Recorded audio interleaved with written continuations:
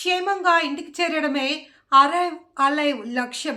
Cyberabad joint CP traffic doctor Gajarao Bhupal Kondapur ఆర్డీఓలో arrive alive campaign క్షేమంగా ఇంటికి చేరడమే అరైవ్ అలైవ్ లక్ష్యమని Cyberabad joint CP traffic doctor Gajarao Bhupal IPS అన్నారు. జాతీయ రోడ్డు భద్రతా మాసోత్సవాలను పురస్కరించుకుని ఈరోజు కొండాపూర్లోని ఆర్టీఏ ఆఫీస్లో తెలంగాణ రాష్ట్ర పోలీస్ శాఖ ప్రతిష్టాత్మకంగా చేపట్టిన అరైవ్ అలైవ్ రోడ్ సేఫ్టీ క్యాంపెయిన్లో ముఖ్య అతిథిగా Cyberabad joint CP traffic doctor Gajarao Bhupal పాల్గొని హాజరై ప్రసంగించారు. Cyberabad joint CP traffic doctor Gajarao Bhupal మాట్లాడుతూ, మీరు సురక్షితంగా ఇంటికి చేరితే మీ కుటుంబం సంతోషంగా ఉంటుంది అని, అదే అరైవ్ అలైవ్ ముఖ్య ఉద్దేశమని గుర్తు చేశారు. ఎక్కువగా మానవ తప్పిదాల కారణంగా రోడ్డు ప్రమాదాలు జరుగుతున్నాయన్నారు. ముఖ్యంగా మన ప్రభుత్వం ఇలాంటి కార్యక్రమాలు చేపట్టడం చాలా సంతోషకరం. ముఖ్యంగా నేను చెప్పడానికి వచ్చింది ఏంటంటే, అతి గరీబ్ పిల్లలు, డబ్బున్న పిల్లలు, ఈ రెండు అంటే తప్పుగా అర్థం చేసుకోకండి. చెప్పేది ఏంటంటే, వాళ్ళిద్దరికి వీడేమో ఎవరు పట్టించుకునేటువంటి పిల్లలు ర్యాష్గా పోతుర్రు.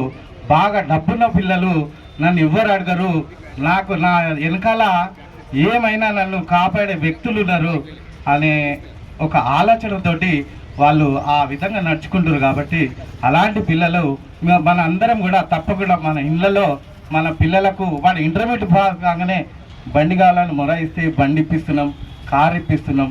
కారు ఇప్పించుడే కాదు, మనకి ప్రొఫెషనల్ డ్రైవింగ్ నేర్పండి ఫస్ట్. ఆ తర్వాతనే మీరు బండి ఇప్పిస్తారా, కారు ఇప్పిస్తారా, విమానం ఇస్తారా, ట్రైన్ ఇస్తారా అనేది మీ ఇష్టం. కాబట్టి మన అందరి బాధ్యత తల్లిదండ్రులుగా మనందరం ముందుగా మన పిల్లలను, మన యొక్క సమాజాన్ని కాపాడాలంటే ముందు మనం మారాలి. మనం మారిన తర్వాత మన సమాజం మారుతుంది. కాబట్టి ఇలాంటి కార్యక్రమాలు నన్ను ఈ విధంగా రావడం, ఇందులో పాల్పంచుకోవడం చాలా సంతోషకరంగా ఉంది. ఏదైనా తప్పుగా అనిపించినట్టయితే నన్ను క్షమించగలరని కోరుతూ ముగిస్తున్నాను. Thank you very much. అందరూ ఇక్కడ లైసెన్స్కి గురించి, రిజిస్ట్రేషన్ గురించి వచ్చారా? కొంతమంది ఏజెంట్స్ కూడా ఉన్నారా? ఏజెంట్స్ ఎవరు ఉన్నారా? పర్వాలేదు, తప్పేం లేదు. జస్ట్ వాళ్ళైతే ఎక్కువ మందికి రీచ్ అవ్వగలరని అంటే చెప్పండి, తప్పేం లేదు. అదేమి చేయకూడని వృత్తి ఏం కాదు. ఓకే, ఓకే, వాట్ ఎవర్ అంటే మంచిదే. వాళ్ళు ఏంటంటే ఏజెంట్స్ ప్రత్యేకంగా ఎందుకు అడుగుతున్నానంటే, మీరు ఎవరికైతే సాలిసిట్ చేస్తారో వాళ్ళకి, డ్రైవర్స్కి, వాళ్ళకి కూడా ఈ మెసేజ్ మీరు పాస్ ఆన్ చేయాలి. ఈ కార్యక్రమం మనం స్టేట్ వైడ్ చేయడం జరుగుతుంది. ముఖ్యంగా అందరికీ అరైవ్ అలైవ్ అంటే మనం ప్రయాణం మొదలుపెట్టినప్పుడు మనం అనుకోవాలి, మళ్ళీ మనం క్షేమంగా తిరిగి రావాలి. ఈ షుడ్ అరైవ్ అలైవ్ అని ముందు అనుకుని ప్రయాణం మొదలు పెట్టాలి. ఇది అనేక చోట్ల చేయటం జరుగుతుంది. దీనికి ముఖ్య ఉద్దేశం, ఈ రోజున మనం స్టాటిస్టిక్స్ తీసుకుంటే హార్ట్ డిసీజ్ కన్నా, ఈ ఎయిడ్స్, ట్యూబర్క్లోసిస్ లాంటి వ్యాధుల కన్నా, కోవిడ్ కన్నా ఎక్కువ మంది యాక్సిడెంట్స్లో చనిపోతున్నారు. ఇంకొక విషయం, అందరూ మనిషి అన్నాక మృత్యు అన్నది తప్పదు. కానీ యాక్సిడెంట్స్లో చనిపోయే వాళ్ళు 95% ఏ ఏజ్ గ్రూప్ వాళ్ళు ఉంటారండి? Between 18 to 40. అంటే వాళ్ళ జీవితంలో మోస్ట్ ప్రొడక్టివ్ టైం. వాళ్ళకి అప్పుడే ఫ్యామిలీ పెళ్ళి అయిన వాళ్ళు, చిన్న పిల్లలు పుట్టిన వాళ్ళు జాబ్ చేసో, బిజినెస్ చేసో, ఏ రకంగా అయినా వాళ్ళ వల్ల చాలామంది డిపెండెంట్ అయి ఉన్న వయసు వాళ్ళు, ముసలివాళ్ళు కాదు. ముసలివాళ్ళు అంటే వాళ్ళ జీవితం అయిపోతుంది.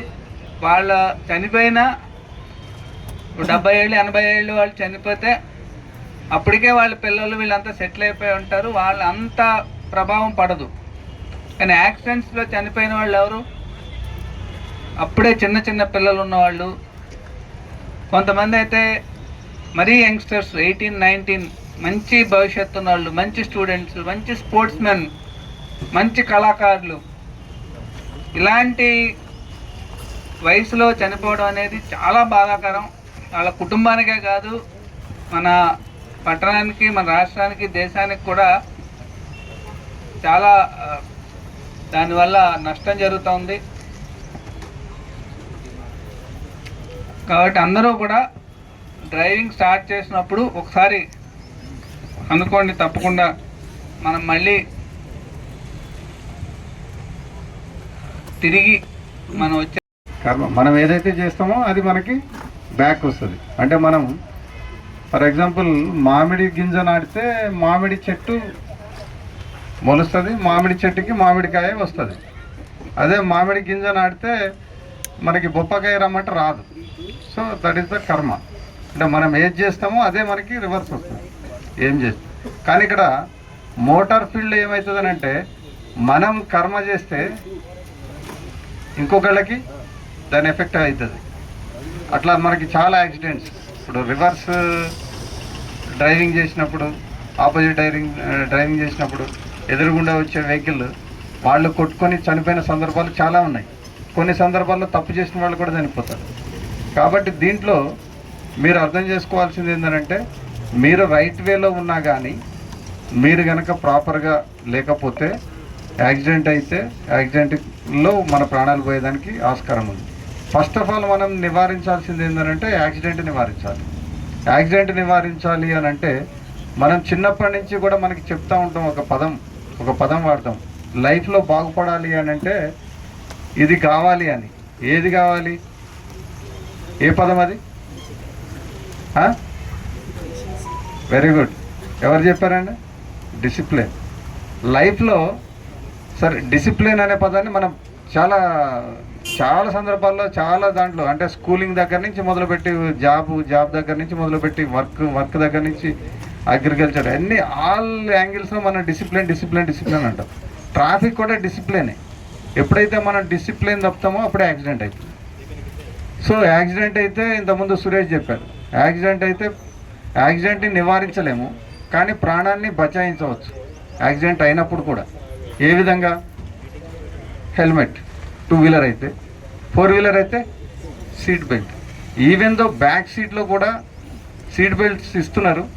ఆ సీట్ బెల్ట్స్ మధ్య సీట్లో ఉన్నవాళ్ళు, లేకపోతే ఎస్యూవీ 7 సీటర్ అయితే బ్యాక్ సీట్లో ఉన్నవాళ్ళు కూడా ఆ సీట్ బెల్ట్ కనుక పెట్టుకున్నట్లయితే 90% ప్రాణాపాయం నుంచి తప్పించుకోవచ్చు. అంటే యాక్సిడెంట్ అయినప్పుడు కూడా కొన్ని సందర్భాల్లో మనము యాక్సిడెంట్ చేయం. అవతల నుంచి వచ్చే వెహికల్, ఆపోజిట్ నుంచి వచ్చే వెహికల్ డివైడర్ ఎక్కి డివైడర్ దాటొచ్చి మన వెహికల్కి హిట్ ఇచ్చే అవకాశం కూడా ఉంది.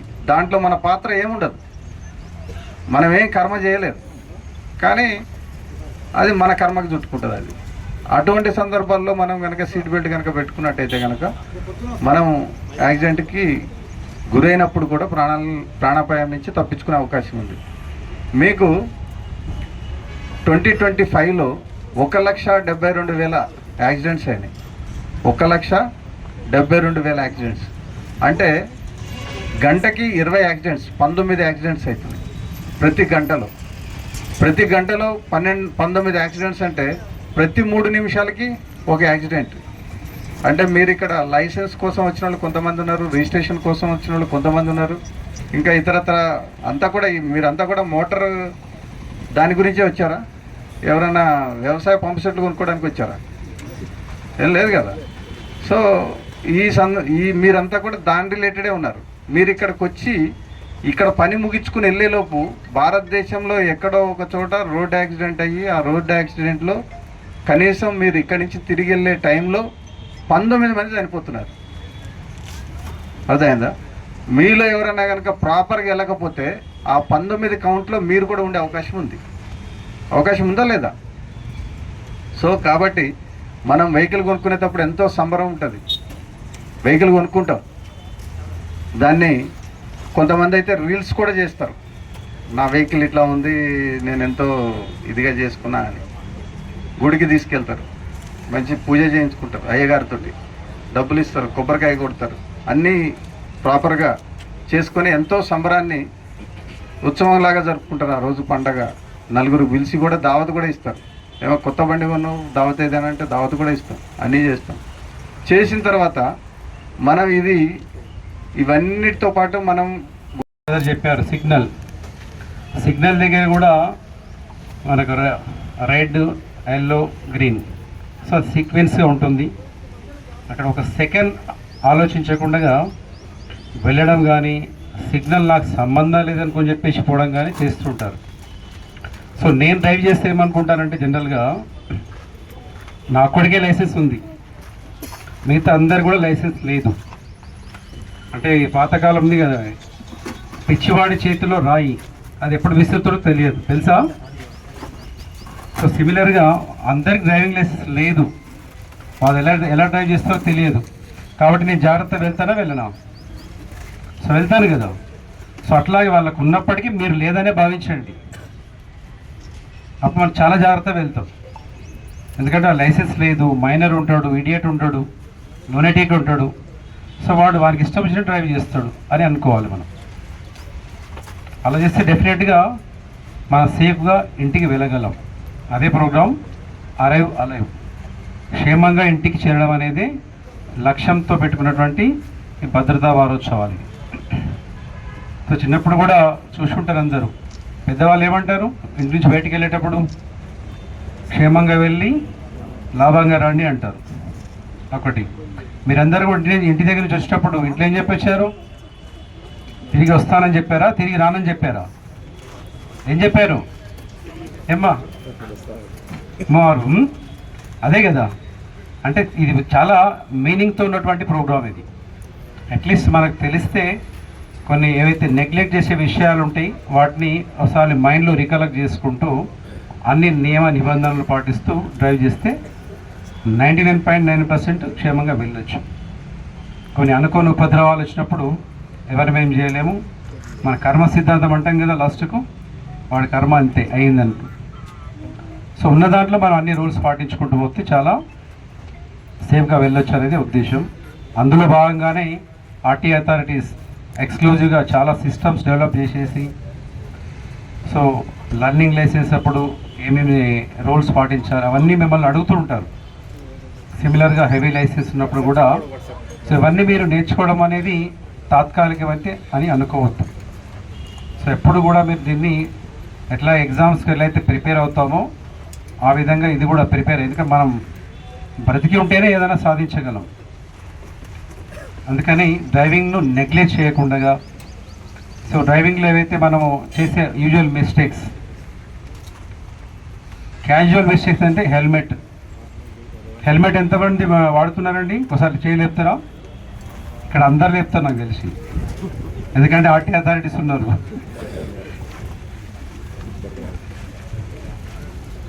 సో చూస్తుంటాను, ఎందుకంటే యాక్సిడెంట్స్ అయిన దాంట్లో